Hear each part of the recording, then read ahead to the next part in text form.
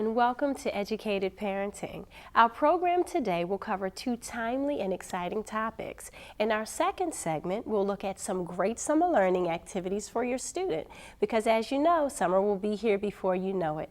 But first, it's prom season, and here to talk about after prom parties are Vicki Fannenstein, Grants Manager for Baltimore County Department of Health, Bureau of Behavioral Health, and Vicki Magnotta, Delaney High School's After Prom Parent Coordinator.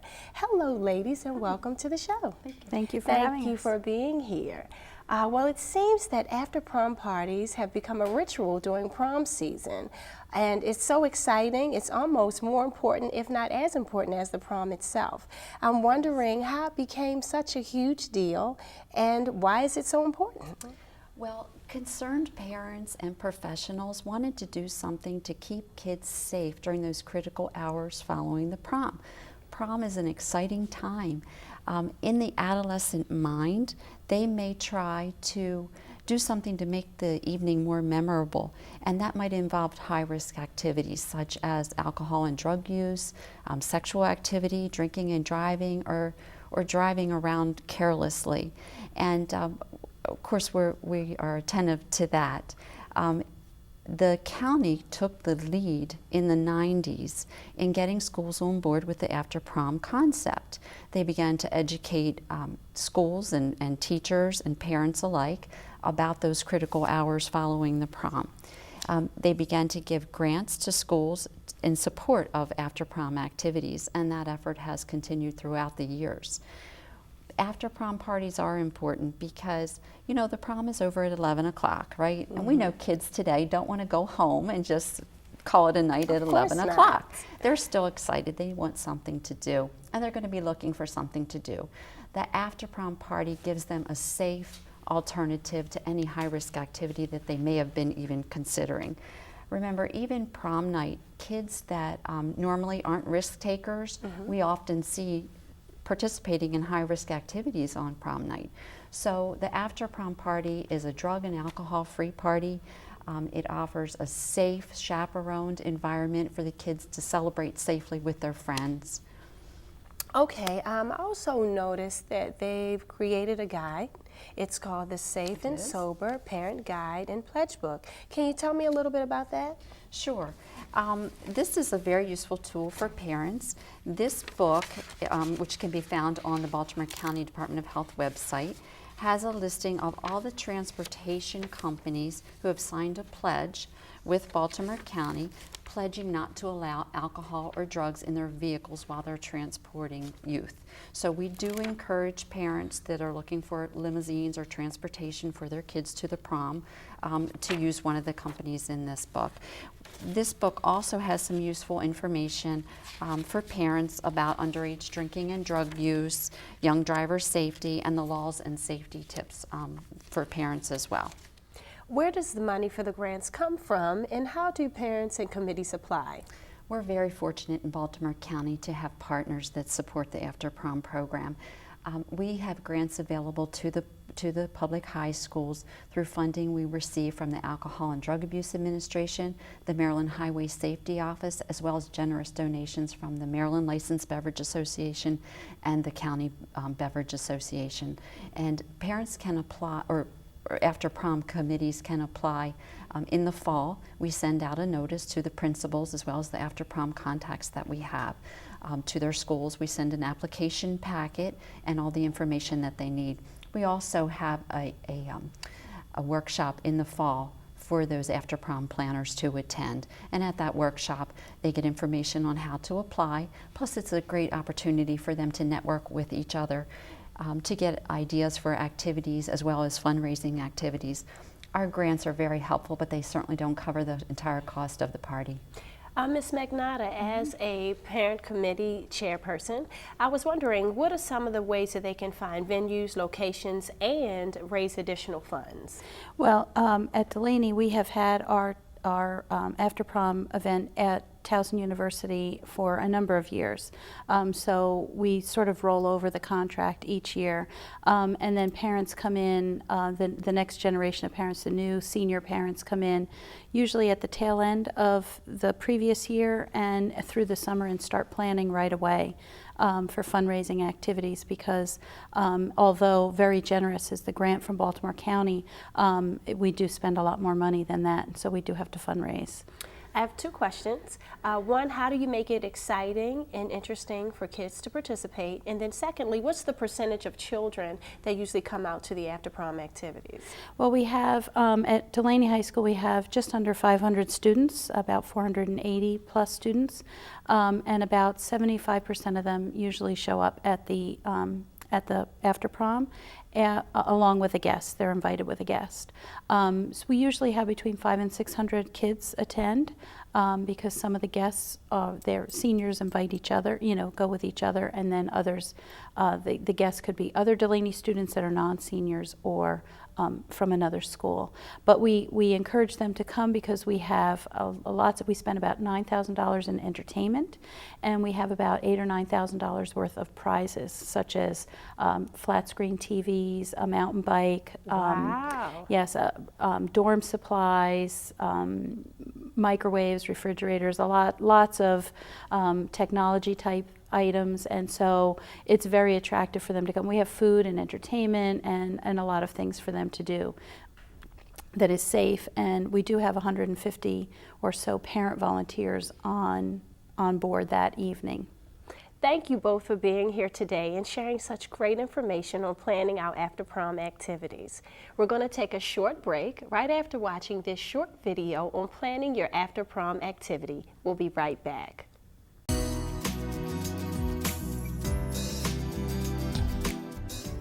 Alcohol-related fatalities among teens are highest between April and June.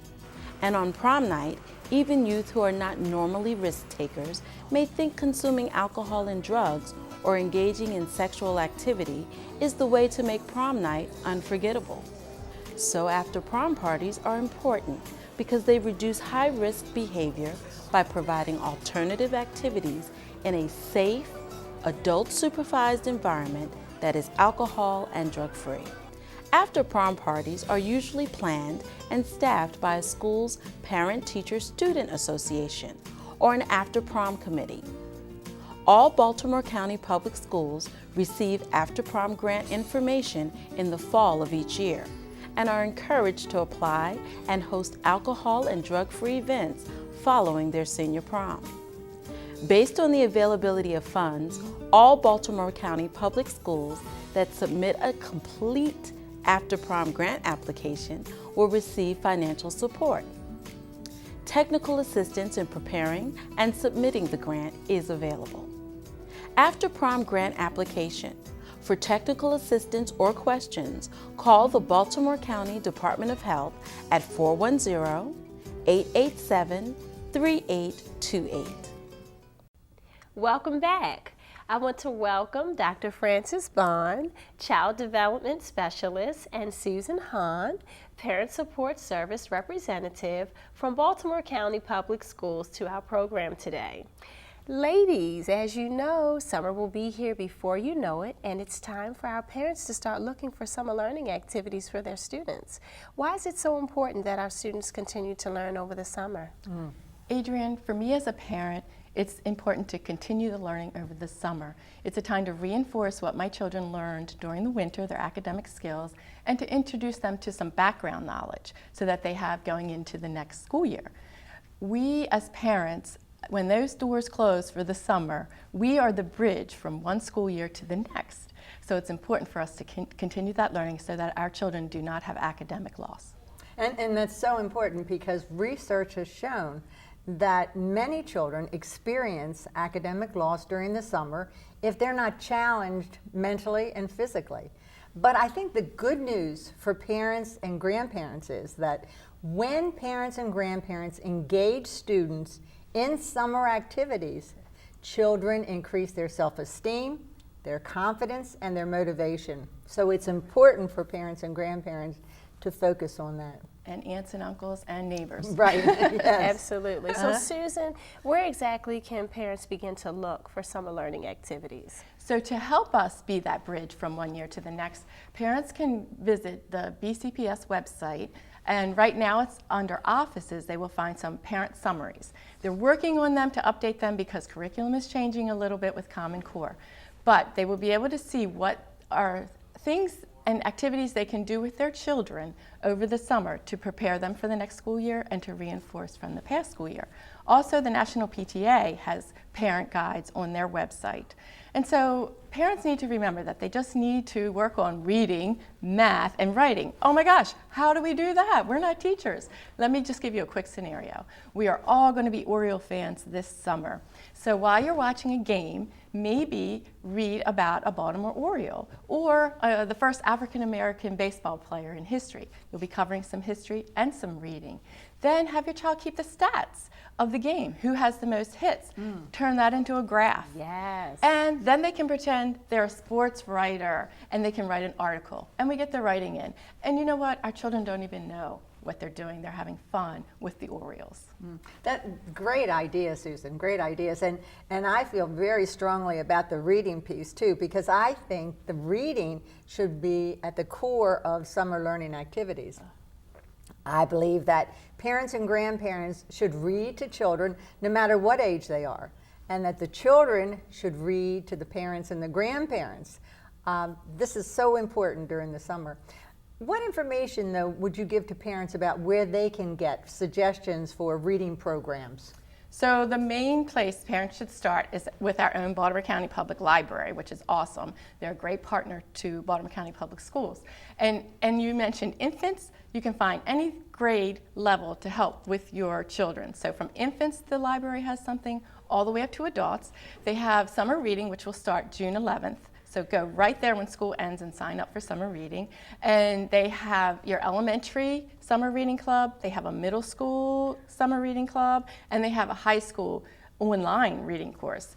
And actually parents of high school students should try to read the same book that they're reading so they have something to talk about with their children and they can kind of see if they're comprehending.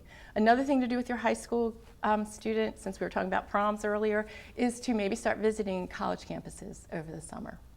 Okay, how about finding camps for students? So first, I would like parents actually, to go to their school. Talk to their school about what activities are going to be going on there. And also check in their community with recreation and parks. They have a sheet of activities going on.